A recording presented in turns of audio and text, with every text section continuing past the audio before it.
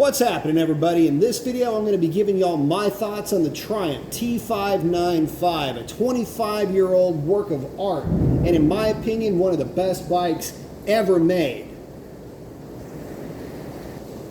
All right, here we go. So guys, look, here's the thing. If you can't tell, it is pouring down rain, so can't bring you any riding videos, but I did want to give you guys my thoughts on these older vintage motorcycles. Now, if you're not really into motorcycles, you'd be forgiven if you thought that motorcycles haven't changed a lot. They have, and even though they kind of all look the same, there's nothing the same about the technology that goes into these things. Keep in mind that this bike that's sitting behind me at the time of this video is 25 years old. It's hard to believe, but this bike was actually one of the finest, fastest bikes you could get back in those days. And in those days, 130 odd horsepower was considered to be a lot. And this was in a world where super bikes, and I mean top tier performing motorcycles, were making between 145 and 165 horsepower. This, the Triumph T595, and don't let that name fool you, the 595 is just the chassis designation. It's actually a 955 cubic centimeter engine.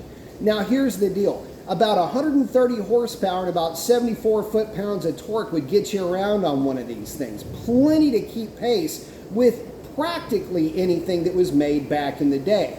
But back in the day, numbers don't seem a whole lot that exciting, at least by today's standards. Now I get it.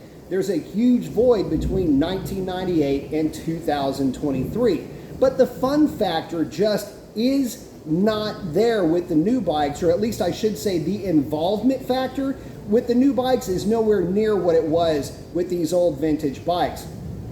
And before I go much further, if you've got one of the newer bikes with hydraulic clutch and the drive-by-wire and all of the nannies that come with that new technology, I gotta tell you, you're losing out, you're missing out on a lot of what makes riding a motorcycle a very real, very visceral experience. I know a lot of people will say, well, the newer bikes basically ride themselves. Well, I'll tell you this, try going for a ride on one of these things and you'll pick up pretty quickly on why those guys are saying such seemingly or possibly derogatory things, you know, like the old heads always do about the new stuff. But here's the reality.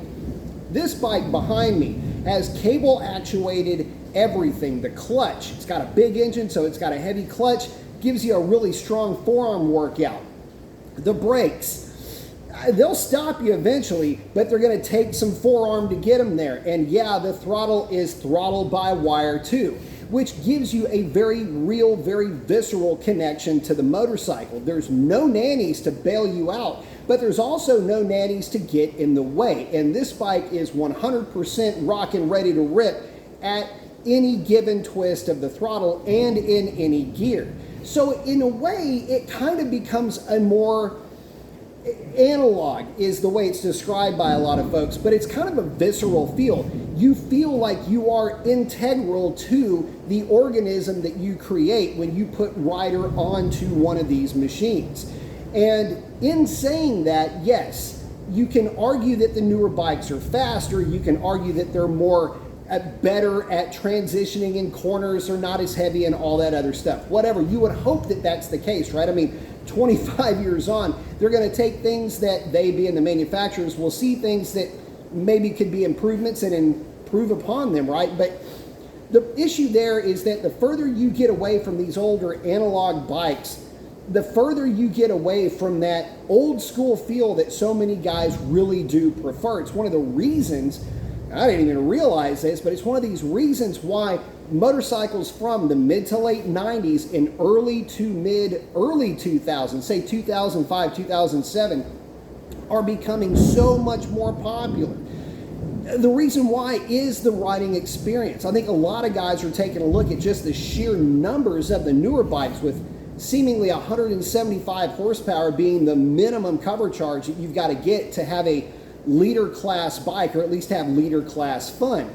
But the reality is that so many guys are rediscovering these older classic motorcycles. And because many of them really have been kept up very well by their original owners, once they do come up for sale, you're able to get your hands on something that's actually really nice. And full disclosure, I've been around this particular bike that's sitting behind me for quite a number of years. It was actually my dad's bike at one time. And I gotta tell you, when I first bought this motorcycle, and before I gave it to my dad was telling me, man, listen, the T595 is where it's at. He had an '02 Triumph Daytona.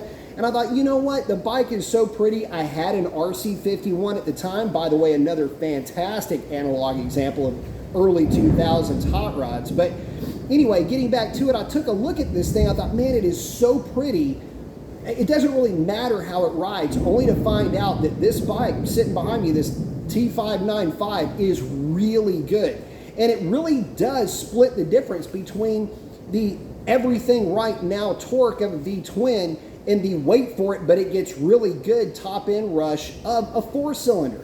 It really does compromise the two together into a bike with really strong mid-range torque and decent enough top end power where it's not going to leave you bored. Now, yes, there's always going to be some things that you would like to be a little bit more aggressive, or maybe the riding position maybe the riding position can be a little bit more comfortable. But I will say this, the triples do such a good job of splitting the difference and compromising between those two extremes that you kind of forget about the things that you'd rather have, because the things that you'd rather have, you're consciously giving up for the thing that you've got. So, getting back to it, guys, my experience with this motorcycle has been really cool. I find it very rewarding to reconnect with this bike.